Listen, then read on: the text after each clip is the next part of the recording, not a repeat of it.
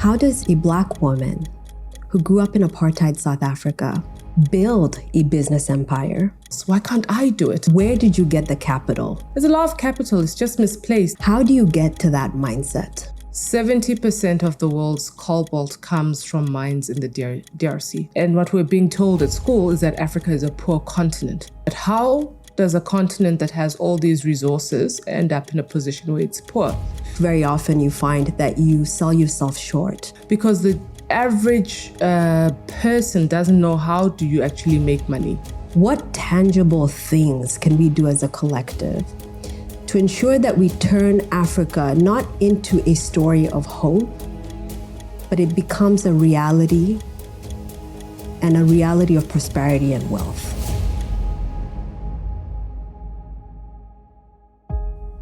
Welcome to the Doers Defined podcast, which embodies our collective aspiration to champion and elevate the authentic voices of individuals whose incredible work simply needs to be amplified. So today, as our guest, we have a fellow energy entrepreneur, a friend, the co-founder and director of DLO Energy Resources, and all the way from Johannesburg, South Africa, Linda Mabhena-Olagunju. I am so excited to have you on the podcast today. I'm really happy to be here. Thanks for having me. Yeah, and congratulations. This is a big step. Thank you. Thank you. So let's dive right in. So I would describe you, so first as a friend, a woman who walks in this world with authenticity. I would say that you are a woman who has an apologetic flair about you, elegance, a lover of the soft life, a mother of 3 children, and doing this all while building a business empire. So tell me, how would you describe yourself? I think you've captured it well. But I think to add a human element to it, I am also a girl that's figuring out how to live better than our mother's generation. In terms of just, I'm on this journey to figure out how to rest, still do the things we want, still achieve the goals we've set for ourselves, but also to have more, not balanced, more softer lives, not in the way material, you know what I mean? But softer lives in terms of making time for those families, making time for ourselves as women, and making time for our friendships, right? Yeah, I love living. I love that. I love that. So we'll dive into, I think, your formative years. So you grew up in South Africa. Your mother was a primary school teacher. Your father, a criminal law and litigation lawyer. So I'm curious, what was it like growing up in the Mabhena home? It was complicated, I'd say, because my dad and my mom, I suppose, both of them strive for excellence. That's where I got my characteristics from. But we lived during a time where Black people were denied opportunities. So my parents didn't get to really self-actualize in their careers until a later part, post-apartheid, right? Post-1994. So growing up, we grew up predominantly early ages in the Eastern Cape. It was a lot of, hardship because our parents weren't able to get the jobs that were, at the level at which they were educated. My dad, as a degreed lawyer, used to drive taxis to make ends meet, Later on in life, things got better, obviously, when we moved to Johannesburg, and they were able to actualize their dreams, become entrepreneurs themselves, go on to do great things themselves professionally. But those earlier years, I would say, were a bit tough, were a bit difficult, but they were necessary, I would say, in making me who I am today. Also, what I did love about my childhood is that my parents always encouraged room for us to challenge. So my dad would say, you're allowed to challenge, but put your argument together in a typical lawyer format, right? Don't just say, I hate this. Justify it. Give me the facts of why it's a bad thing. So I grew up in a very enabling home in that sense. And education was revered in my home. My mom comes from a generation of teachers. Her dad was a principal. Her mother was a nurse. So education is something that's revered. And my mom has gone on to be an author, a published author. At the age of 60, she wrote her first book. So just to show that dreams deferred, can still happen, can still be actualized. Yeah. No, fascinating. It's incredible. So I think what I'm trying to understand, I know from my own story, I don't think I would have dreamed a life of an entrepreneur had I not seen other successful women. Mm-hmm. So I wonder, who was that inspired that vision that you could be an entrepreneur and at the same time create wealth for yourself by working for yourself? For me, and I get asked this question a lot, it's not one individual person or one individual instance. It's a series of things. And I start with not having things, right? Poverty is a great way to get yourself inspired out of a situation, right? But also my parents initially, just seeing them also sort of like hustle and get to the next level themselves professionally. And then I had an aunt, my mom's sister, who I would say in the typical way speaks to what you're asking. She came from a humble background herself, went on to be one of the first female town planners in South Africa post-apartheid. She fought for Mkhonto weSizwe under the ANC's military arm. She was just a defiant woman, I would say. She lived life according to her own roles, And then you get to realize you're not the first, right? There are many of these stories. There are many Lindas, let's say, in our family tree, but they were just not afforded the opportunities, or they were not born in a period where opportunities were easily accessible to them.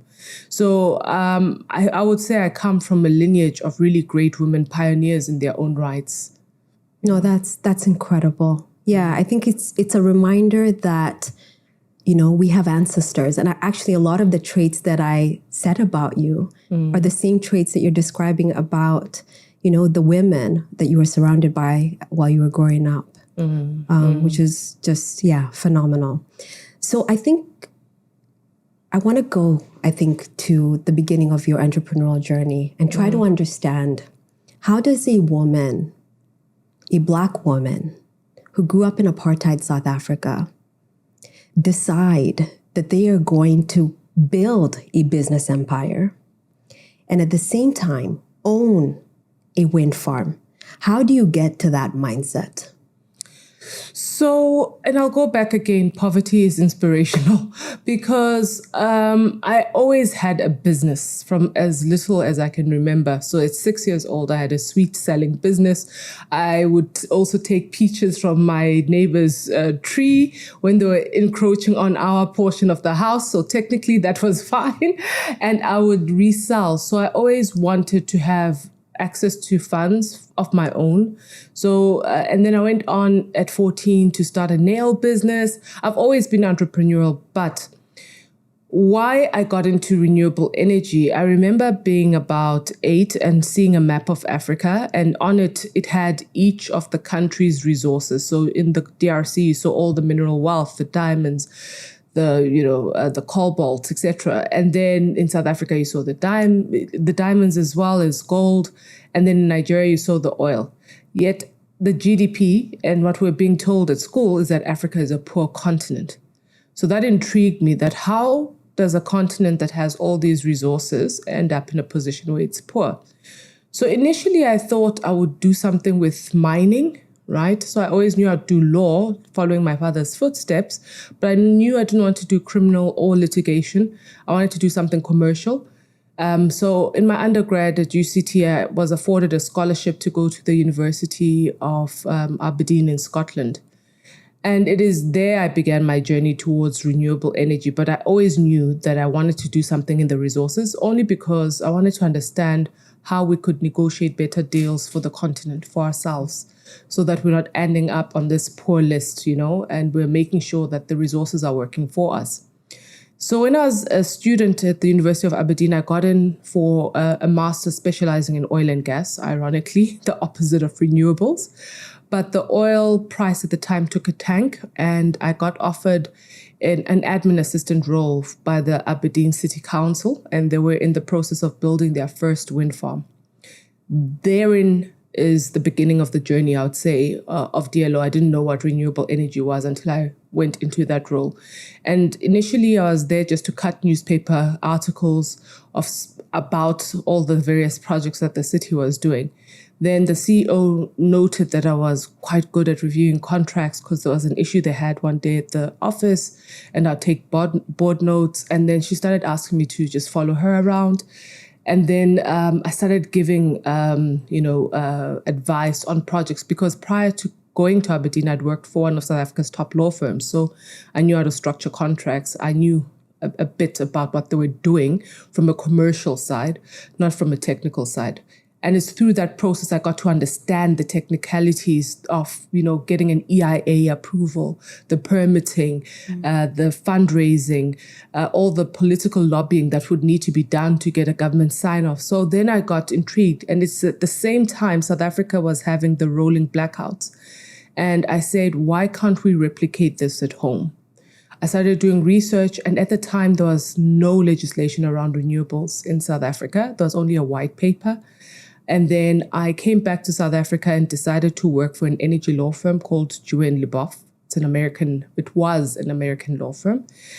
And during that period, I got what I would say the foundations of project finance, of actually putting together the structuring and the deal making that's required when you are in a renewable energy business. And then at some point I say to myself, I really don't enjoy billable hours. I do not enjoy the timekeeping. Every hour of your day as an attorney, as you know, you need to account for it. Yeah, right? You need to be billing. And I said, I'd rather be sitting on the other side of the table. So I remember the first project I worked on in that law firm was Namibia's first wind farm, the Aeolus project. And I remember looking at the entrepreneur and I'm like, this guy came from running hotels. Why can't I do it? I had no kids, I had no responsibilities. And then I decided to take the leap and start my own company. No, I think inspiring. But I think what we share is that we both came to energy in a very unconventional way. Mm-hmm. It wasn't the path that we sought. And so I'll come back to you, I think, on how perhaps we can encourage many other younger Africans, I think, to dream about a career in energy or in renewables. So we'll get back to that. I think in this season, I think we're more mature entrepreneurs now. And in this season, I find myself saying no more often than not to opportunities that do not align with my values and my mission. So I'm curious to understand, how do you decide when an opportunity is for you? That's a very good question. Well, obviously there's the obvious things from a financial position, right? From a culture fit position, and also from a strategic position. Does this align with what the company has strategically planned for the next couple of years? In the early years, and I think it's very important to say this, in the early years, you say yes to most things. You really do, because all you're trying to do is get a seat at the table. But when you now have an understanding of your own power and what you bring to the table as an organization, you then start to limit it to those opportunities that align. And for me, alignment, and it's a good one that you ask, because I'm coming from a meeting today. One, it was about, do I like the people? As much as people say, oh, you must remove emotions, etc., you're going to be spending the next 20 years if you're signing a long-term PPA with these people. It's very important that there is a chemistry there for me in general. Also, are these people amenable for us to have an operational involvement in the business? We don't just hold shares in companies. We are active participants in the business and its growth. Do they see you as a partner, or are they just going through a tick box exercise? Those are the things that really matter for me as well. And what value add are they bringing to us? Because it's also important that over and above the business opportunity is the room for us to grow as a company with this collaboration. Those are the things I look at now when I assess whether this is the right investment partner for me. And obviously the matrices that are relevant to any business, which is the IRRs and et cetera, et cetera. Yeah, the financial component. Yeah, no, that's interesting, because I would certainly agree with that. But I think, it makes sense. And I think what I draw from that is, I think, the value addition. I think very often you find that you sell yourself short, but you've got so much to bring to the table. So I think walking in that room and owning that room, right? And knowing that you're supposed to be there, pulling a seat at the table, it is incredibly important, especially for emerging markets entrepreneurs. Yeah, I no longer have the desire. It's so weird. So before coming here, I was here to meet one of our newest partners, right? I won't say much about that, but it's one of the biggest energy companies in the world. And I was in the lift with all these white men, right? And all of them are talking about how they've just pitched this client and all of this stuff. And I was just, they were speaking about very confidential stuff in the lift because they felt like no competitor is in this lift with them. I don't know if you get what I'm trying to say. No, I've been in many of those. I know exactly what you mean. So I've learned to use people's, biases or prejudices to my advantage. I'm no longer feel the desire to prove people right or to show that, I belong in this room. Many people make assumptions until you start asking the questions even the meeting I took, I think the people were thinking that it was going to be a walk in the park, but I was like, no, actually, does this partnership work for us? Does this fit us? And that's the thing. I think that the older you get, as you were saying, right, you go through different phases in your business journey as an entrepreneur. You get in where you start off in your 20s, where you want to fit in, where you want to show what you know. And then you realize over time that actually the less you say, the more you hear, right? The more information you derive, and then you speak when it's necessary. And when you speak, I think that will distill in everyone's mind the level at which you are, right? You don't have to sort of come in there and say, do I belong in the room? And at the end of the meeting, people kind of figure it out. Yeah, no, fantastic. I couldn't agree more. So the other thing is, have you ever had a situation where you've regretted saying no to an opportunity? I don't believe in regret, hey? I must be honest. Okay, regret for me is like having a scarcity mentality, right? It's believing that there was only one possible outcome, and that possible outcome was for you. And I don't believe that. I believe that if something is for you, it will never miss you. It really won't.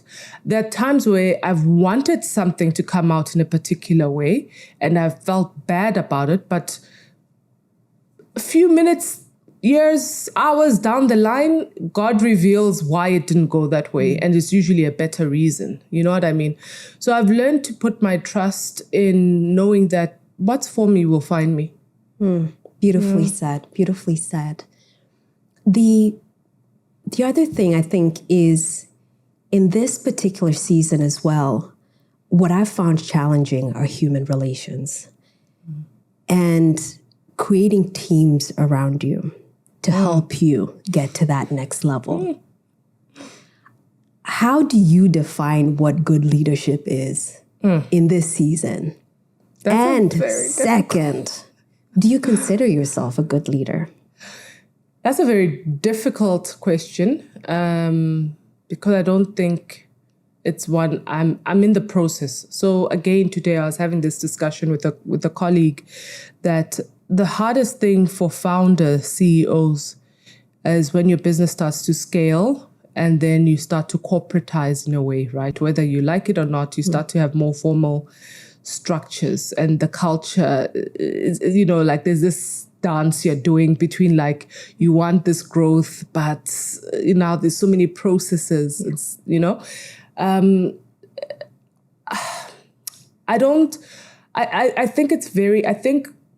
it's something I pray. I know it sounds weird to say this, but teams and people who work for me are something I actually pray about now, because I cannot teach a person to have the right attitude, right?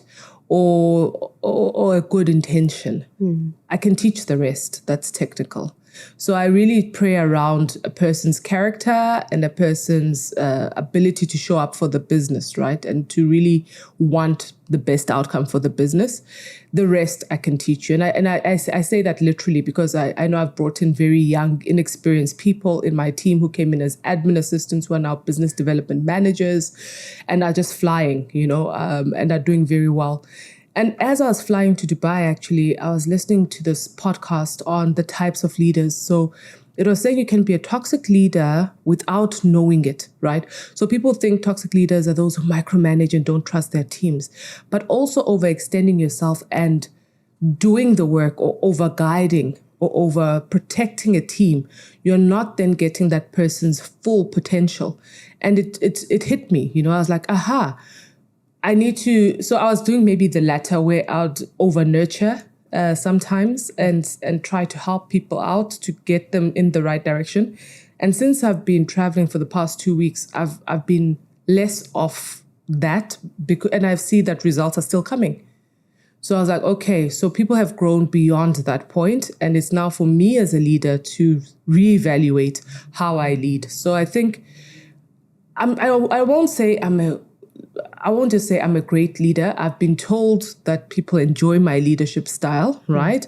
However, I believe a leader is constantly looking for ways to be better. And I think I'm constantly looking for ways to be better in that regard. Yeah. So that growth. So I just want to draw and take in what you just said in terms of talent. And I think finding it amongst peers.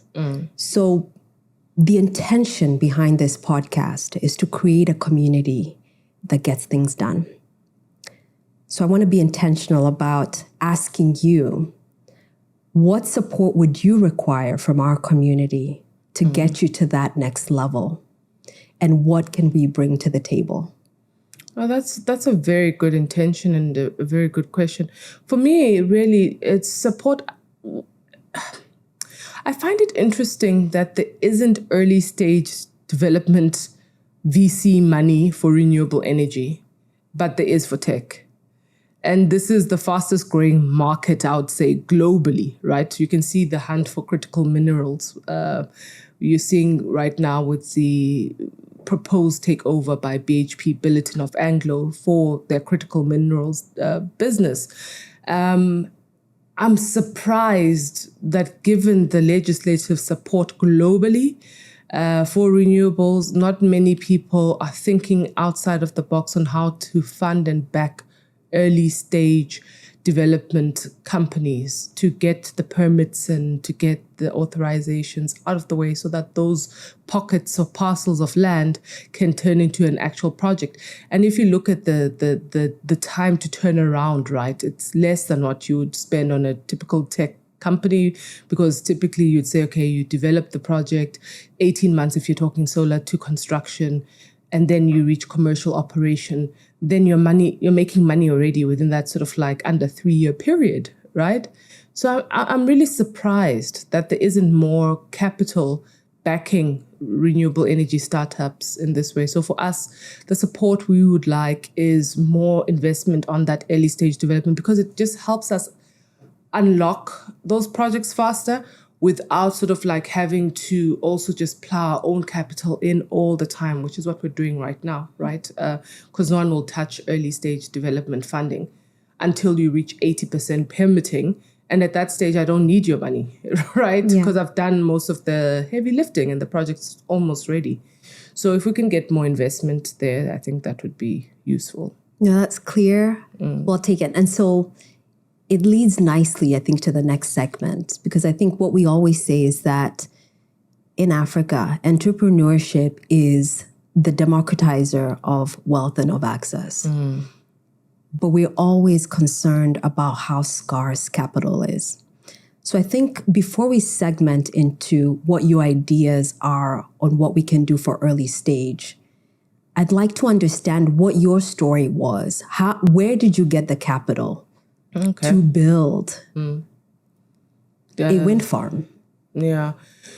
So, mine was a very challenging and heartbreaking journey along the way. Like I was 27 at the time when I had to raise just a ton of money, like just probably like under 200 million at the time. And that's $200 million? No, that's rand for the equity check. The project check was about $1 billion in dollars, right? But obviously there are different partners and parties to the project. So for me, I went to development finance institutions, and what interested me is the fact that they still wanted a 10% own equity contribution. I don't know where a 27-year-old Black South African woman is meant to get that. Then obviously you go to your MES and your, bridging finance institutions, and you know how ridiculously expensive they are. And also they want collateral. So my parents were, they were kind enough to mortgage their home. Imagine the pressure I was under to make this entire thing succeed, because they'd mortgaged their house to sort of like back that loan that I'd taken out.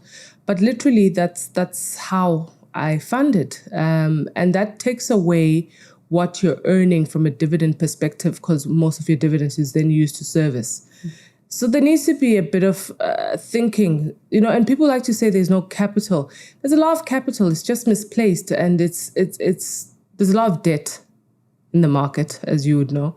Equity is a bit more hard to, it's there, but it's pricey. And VC, like in our space, like I said, just is non-existent. So there isn't the right pairing and matching of what's available. And I think that needs to change. We need some sort of, we need a revolution in how we're funded. And I think because the banks as well, especially in South Africa, have a monopoly and everyone goes to them, right? Because it's a rand-denominated tariff. It's pretty hard to get out of a certain box. And I don't think we're really innovating. You know what I mean? Like I've seen in other markets, they build into their financial models the fact that you're going to refinance, utilizing that to discount the interest that you're charged, because they are already seeing that by year 4, year 5, they're going to get a full repayment back of their facility. So we don't even take those sort of things into account. We don't take into account possible extensions of PPAs, just to mitigate as well risk when you're looking at the funding and the tenure. So there's a lot to be done, I believe. Yeah. No, and I asked this question because I have recently started participating in the VC ecosystem, but more as a limited partner. And I think there's something to be said about learning about how decisions are made, how those equity checks are put together, how they determine what businesses to invest in. And very often it's through relationships and peers. And so I think one of the things that I consistently say is that we need to increase the number of people who are in those rooms when many of those decisions are being done. But with that said, venture capital generally is supposed to be a catalyst to unlock innovation. And there's a lot of innovation within renewable energy. I want to hear your ideas on how we could possibly finance startups within renewable energy. It's similar to what I was saying earlier, is that, you can come in and say, we believe in a DLO as an example, right? I think at the time, I was looking to raise 7 million, and we went to one of Africa's richest women. It's like the side out. We all know what that means. Yeah, and the unfortunate thing is that, you get very disappointed on this journey. I mean, she tried to kick us out of our own sort of deal. But that being said, I mean, it's something as simple as that 7 million was going to unlock the 20-year PPA. It was that bridge capital that we needed, right, for our own equity contribution. It was going to unlock access to a wind farm of 244 megawatts, which was at the time amongst one of the largest in Africa. We've gone on to scale more. I mean, there's bigger wind farms now. But what I'm trying to say is that looking at the track record of who you're backing, which you do in any other instance, looking at the market in which you're backing, the just energy transition is here whether people like it or not. So for me, if you don't have any exposure to the renewable energy sector, what are you doing from an investment portfolio perspective? Even people who invest through wealth managers, right? They ask for impact funding somewhere, somehow, and that money ends up, either funding operational renewable energy projects. So for me, if you've got a check as an LP, it would be to look at this thing that I'm saying, early stage development. It's not a big check as well. You can for a 75 megawatt, you're looking at about 3 million rands. And I think in today's currency in dollars, it's under $250,000. And you can own equity into a 20-year project that's going to be valued at about $1 billion. You know what I'm trying to say? That's why I'm saying it's because, and I think I came to understand it's because people don't understand. Precisely. People don't understand how renewable energy works and how the returns work, etc. And that's why it's been such a small circle of people, and it's the same players globally. We all know each other. You know what I mean? Because the average person doesn't know how do you actually make money. So until that sort of information is spread, I think we're going to continue to see this issue around funding. So that's a takeaway, actually, because I could not agree with you more, that very often it's because we do not understand energy. And I say not just even renewable energy, but I think this is a business that requires, sort of physics around it. It requires an understanding in terms of how logistics work. And if we took it upon us, I think, to educate, the entire value chain, perhaps maybe that's one tangible way that we could play a part in terms of increasing the pool of funding in this area. I think for other investors or institutional investors like family offices, it's just as simple as hiring someone to be on your advisory board that has that background. But what I tend to find is that the same kind of people are being hired. So people from banks who are conservative in their investment, their assessments of investments. So when you are putting together an advisory board, diversity doesn't mean just skin color. It means also the skill set, the background that the person brings. Hire people that come from sort of like the entrepreneurial side as well of renewable energy sector. So that when a deal is being assessed, it's being assessed at the right level, not just by a person with a banker's view, which is just repetitive of what's already out in the market. Yeah. No, I think it just says that we have a lot more work to do. And I think, again, in this season, I think it's to be intentional. And I agree with you that capital, the scarcity of capital, and that a lot more needs to be done to increase that pool of players. So that's a takeaway. I think on the issue of jobs, we know right now that by 2050, 80% of the population that's entering the global workforce will be African. 75% of them will be under the age of 35. So I keep grappling with this question. What tangible things can we do as a collective to ensure that we turn Africa not into a story of hope, but it becomes a reality, and a reality of prosperity and wealth? We have a crisis of leadership on the continent, because what I'm about to say is not rocket science. It really isn't. 70% of the world's cobalt comes from mines in the DRC, Democratic Republic of Congo, which is war-torn. Less than 19% of the people there have access to electricity, yet they're providing the critical mineral that is required for electrical cars as well as for battery storage, right? When you put that into context, what is that? It's a crisis of leadership, right? There's many other things at play. There are people who are obviously benefiting from the war, etc., etc. We know this. But there is an African Union. There is a UN. There are neighboring countries around us, right? For me, the one thing I would say, if we had leadership, it's very simple.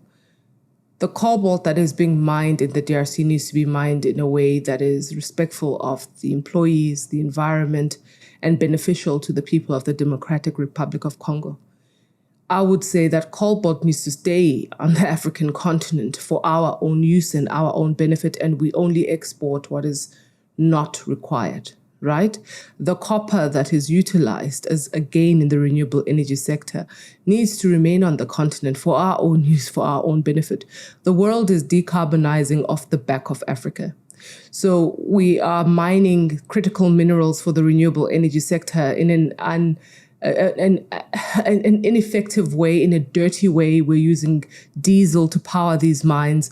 Workers are going into deep, dark holes without the requisite PPE. And we are allowing this abuse to continue, and we're allowing ourselves to be the source of raw materials, no beneficiation taking place on the continent. That just requires a president who says no. Literally, that's all is required, a president who's ready to say no. And then all it requires are neighboring countries to create market, right? I'm not saying we trade amongst each other. So let's see the Africa Free Trade Agreement actually in play here. South Africa is an established renewable energy market, right? It could definitely then take up the beneficiation of those products. It could definitely then set up manufacturing plants, right? It could definitely then assist in the export of power regionally, right? Within SADC, our African power pools are not working to the extent that they ought to be. We know the answers. Every single one of us know the answers, but it starts with one thing. It starts with a president, leadership that will say, no, how does this benefit our people? Every single government in this world acts in the best interest of its people, except most governments on our continent. Amen to that. But I think for a long time, we have worried about good governance. And I think where I am is I ask from a private sector standpoint, what are the things that I could be doing myself, my community, as us, as a collective of doers? We could start investing in ourselves. It amazes me that there is no Nigerian shareholding in a DLO or investment. Or Kenyan, you understand? They've read the story of a DLO on Forbes. We've been awarded. Everyone knows who we are, but we have not seen capital flow in. But Africans, private sector Africans, will be ready to invest in a Total, in any other company, and not to name companies, but just in any other company that is not African. So start investing in ourselves. Back your people, like as entrepreneurs. Put your money where your mouth is. We have this thing as friends now, where we say the money must stay here, meaning in this circle. So a friend of mine from Ghana, she does a luxury shea butter. I'm not allowed to use any other skin products. As long as her product exists, that's where I buy, right? And vice versa. We need to start really supporting each other, even within our friendship groups, right? It starts there. If you know your friend has a logistics company, plug them, right? We start by building the continent based on what we do amongst each other, even as peers. We don't really do that, do we? We don't. Yeah. We don't. We don't. And I think this initiative with this podcast is me being intentional and holding myself accountable to doing that more. It is, I think, the reason why I'm asking you, what can I do? What can I bring to the table? And you're right. I think that's a beautiful way to put it, that we do need more and that there's power in the purse and how those dollars are spent. So maybe let's take it home in terms of wealth creation. So you're a mother to 3 beautiful children. How in this season do you think of generational wealth, especially when it applies to them? It's very important. I am constantly succession planning. Obsessed. I want to hear more. I mean, without revealing personal information, but I'm a planner. I'm an attorney by training. So I think of every eventuality and how things plan out. I think as Black people, and as Africans, we need to start talking about death more and what happens and where things are. There's this secrecy a lot. People don't share what they have, or even with their close family members, they're like, "Oh, do you want to kill me?" But although it does happen. That's true too. But I mean, to your closest family, I'm not saying just open your mouth to anyone, but you have a plan and constantly test that plan. So people have trust, but they'll be so surprised at how many of those trusts are non-compliant. You literally have to be sitting with your trustees on a regular to make sure that that trust is adequately managed. And it's an expensive exercise as well. But from a business perspective, for me, it's very difficult. And I hear friends of mine who are grooming their kids to take over.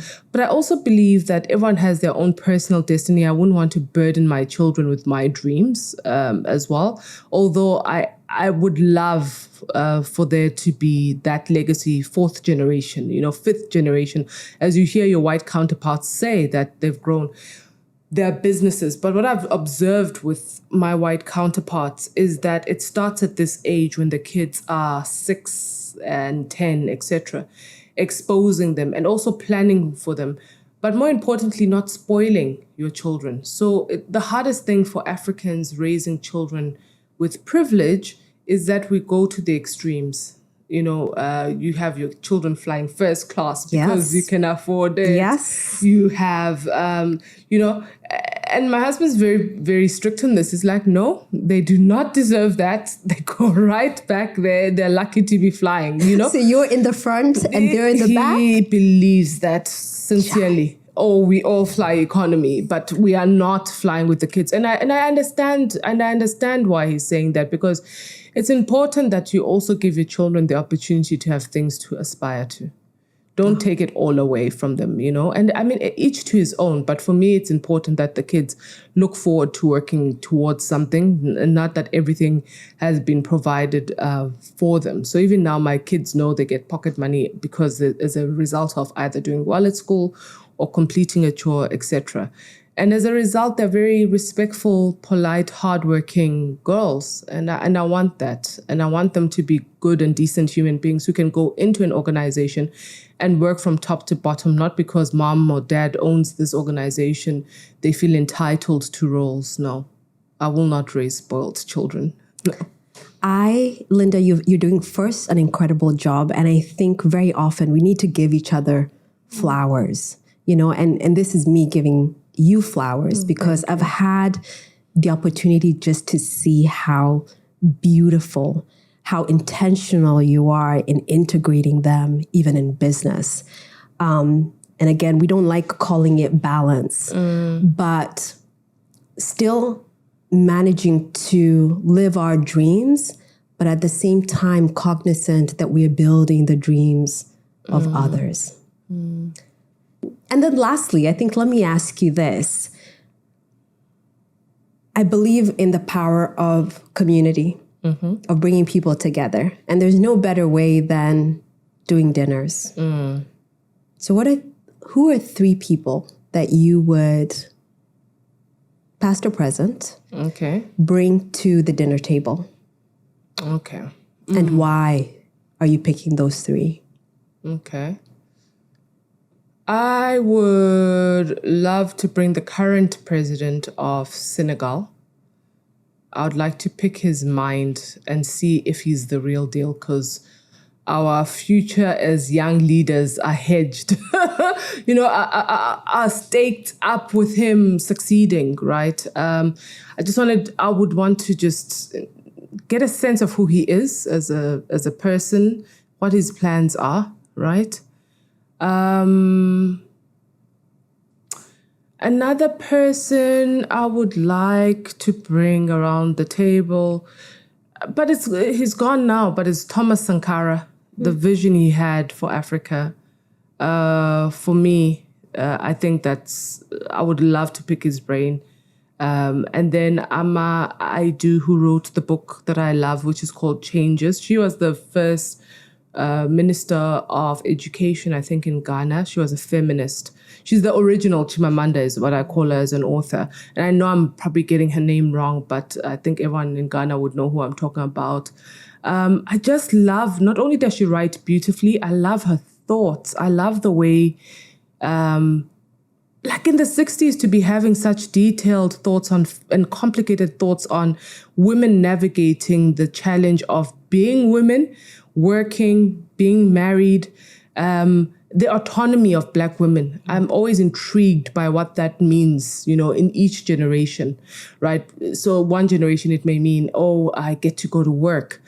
For another generation, it may look like showing up in your restful state, right? That's your own sort of like contribution or breaking off a generational curse. And what I liked is that she wasn't prescriptive in her literature. She's more like, she poses the questions and they're very hard and complex, and it's left to you as a reader to sort of figure out what works, And I think those are the best kind of writers. So those are the three I would choose. No, well thought out. So I think the last one I'll certainly be looking up.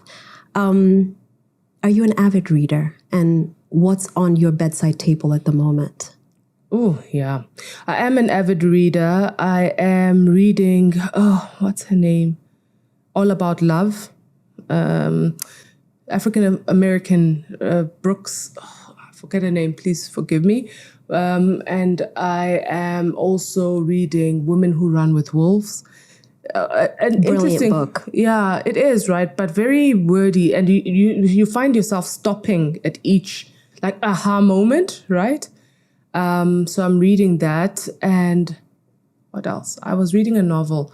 I'm finding that the older I get, I'm also not getting through novels as quickly as I used to. I'm finding more the nonfiction stuff to be what sort of resonates with me, because I feel, the other book I really want to get is Thrive by Arianna Huffington, because of the podcast I listened to with Oprah, and where she was talking about rest and the fact that if we don't take the issue of rest seriously as ambitious women, where it can lead you to, from a health perspective, etc. So, so that's the next book I'm going to read, which is Thrive. It was sold out, hence why I don't have it. That is on my list as well. Oh, is it? Yeah, it is on my list because I have to be incredibly intentional. One, of resting, taking care of myself. It's hard. And it's mentally, it's physically, it's being a believer of therapy. It's surrounding myself with good energy. So I'm curious, what are you doing? What's your regimen of self-care right now? Sure. It fluctuates, right? But I do realize this year I've been a bit more serious about it. So I'm doing breathing exercises. So I've got this app, Insight Timer. It's on your phone. So I try to do the breathing exercises there daily. I do exercise like at least 3 times a week with a trainer when I'm back home. When I'm traveling, I try to at least go to the gym here and there. I find just physical movement just sets my mood right? It just, I sleep better, I feel better, I work better. The other thing that I'm doing is journaling daily, even on this trip, which is something I never used to do. I never used to journal when I travel. but I've been consistent in journaling daily. I love journaling generally, but I realized over the years I sort of slowed down on it because I was like, oh, what am I going to say today? Nothing profound happened. But I realized just the act of reflecting on your day is so important, and saving that 30 minutes either at the end of the day or the start of the day for yourself is an act of self-love. So, yeah. No, beautifully said. So are we expecting a book from all this journaling? I hope so. I hope that's part of the ambitious plans. No, perhaps in my 50s, but no. To be honest with you, I'm also learning to just try and take things off my table rather than add. And that's hard because there's so many things you still want to do. But I've also recognized that you've only got so much time, and you need to also be clear about what it is you want to do with that time. And that quickly distills for you what you should say no to. Yeah. Linda, thank you. Oh, thank you. Insightful conversation, lots of takeaways. But ladies and gentlemen, this is why I admire her. This is why she's a friend, just a phenomenal human being that all viewers who do not know need to know, befriend, follow her on Instagram. But thank you, Linda. It's just been such an honor to have you on the podcast. And thank you for supporting us as well. Oh, thank you for having me. Yeah. Thank you and congratulations. Thank you.